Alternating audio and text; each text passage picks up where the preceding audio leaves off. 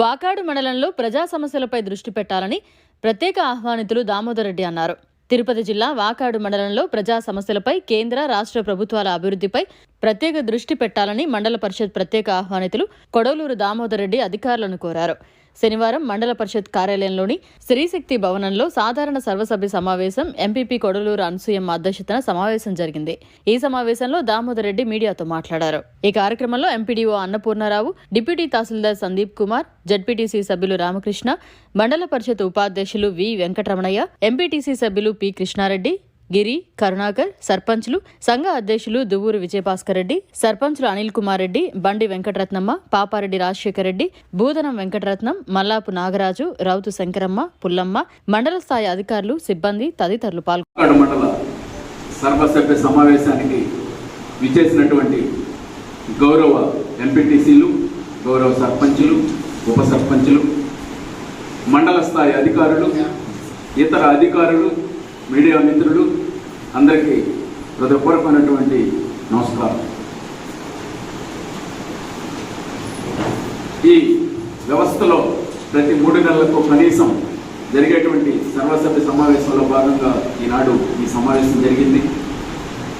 అనేక మంది ప్రజాప్రతినిధులు వారికి ఉండేటువంటి సమస్యలను చెప్పడం, అధికారులు వారి పరిధి తక్కువ కాబట్టి వాళ్ళ పరిధిలో లేనటువంటి విషయాలను ఆన్సర్ చేసేటువంటి పరిస్థితి ఈ సభలో ఉండకపోవచ్చు.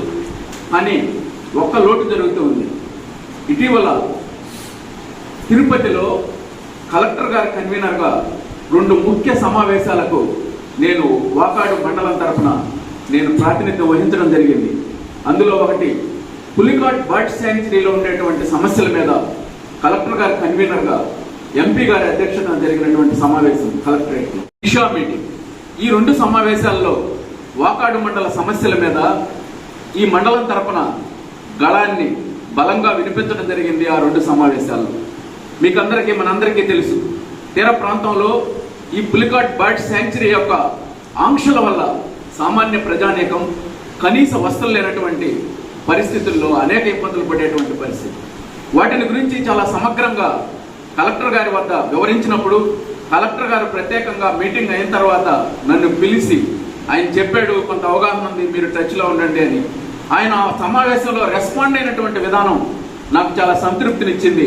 ఆయన చెప్పాడు, ఈ యొక్క బర్డ్ శాంక్చురీకి నేను చైర్మన్గా ఉంటాను, మెంబర్స్ కొంతమంది ఉంటారు, పొల్యూషన్కి సంబంధించి కొంతమంది, ఫారెస్ట్కి సంబంధించినటువంటి కొంతమంది, జిల్లా స్థాయి అధికార యంత్రాంగానికి ఏదైనా ఒక రూల్ డీవియేట్ అయితే యాక్షన్ నా మీద ఉంటుంది, దానికి నేను బాధ్యత వహిస్తాను, మీరు బాధపడాల్సినటువంటి అవసరం లేదు.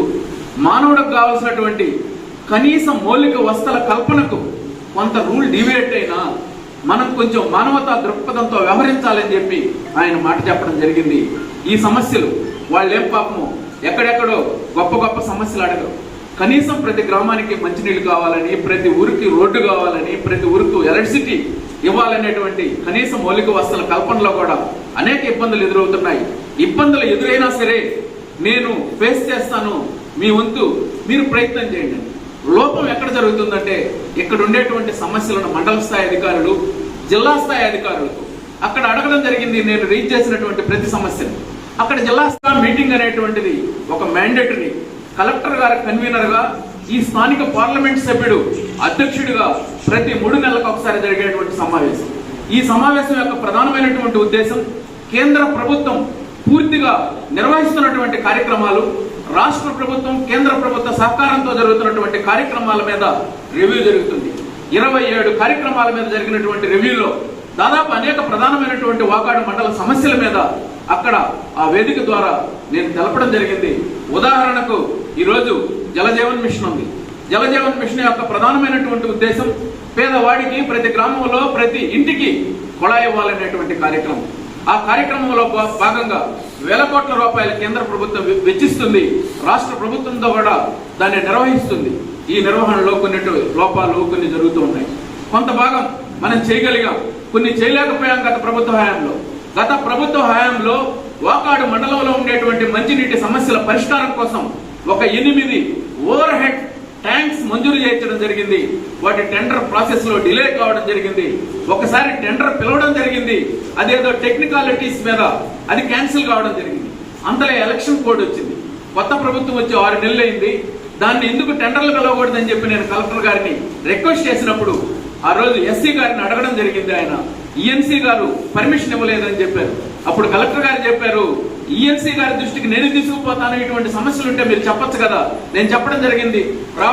ఆ కార్యక్రమం పూర్తి కాకపోతే సమ్మర్ లో ఇబ్బంది పడతారని చెప్పినప్పుడు ఆయన మీరు నాకు చెప్పండి, ఫీడ్బ్యాక్ ఇవ్వండి, నేను ఈఎన్సీకి చెప్తానని చెప్పడం జరిగింది.